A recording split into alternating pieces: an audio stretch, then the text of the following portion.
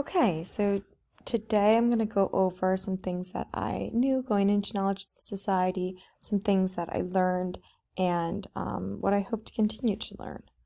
So, what was known?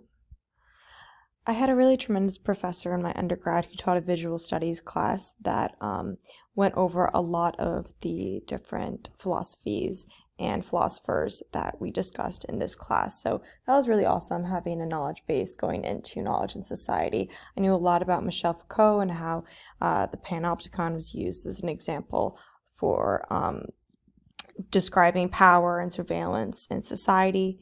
I also knew a lot about how technology has influenced our social perspectives, like the Heideggerian transformation.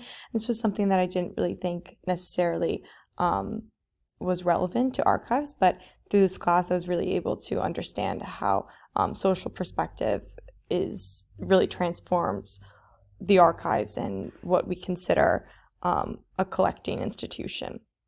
And also museum history I knew a lot about. I took a collecting cultures class in undergrad as well, and I was very familiar with Tony Bennett's Birth of the Museum, which is why I chose to do it for my my presentation earlier in the course. So I knew a lot of the evolution of the museum from cabinets of curiosity into what we know today. What was learned, though, was I had no idea about presentism as a field of study in philosophy and just social memory in general. I think that was something that was really interesting to learn, especially as we were looking and applying this knowledge to the archives. And then that applies also to memory institutions. A misconception that I had was that memory institutions are narrow in focus, and they include museums and traditional spaces of collecting, but it's actually very broad, and it can even be applied to monuments and how memory is archived in a sense in society through these monuments and these places. And then we have the philosophy of collecting and how collecting isn't just physical, it's also social, it's philosophical, it's past management. And I think that's a really interesting word that I learned in this course that I hope to continue to use throughout my career as a future archivist. And so that brings us to what I want to learn. So I really want to know more about the social consequences of archives. I took preservation and archives this semester as well, and I felt that this class really went hand in hand with that course as well.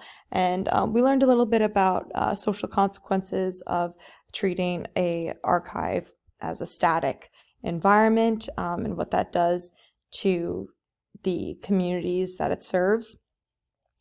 But I want to dive deeper into that and know a little bit more about it in a philosophical context.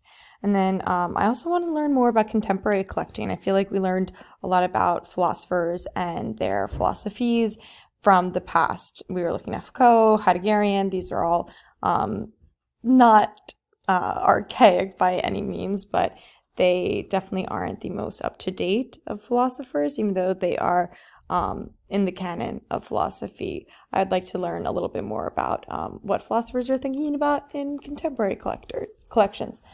And then I also want to think about digital philosophies and how the archives and how we collect knowledge is changing as technology is changing.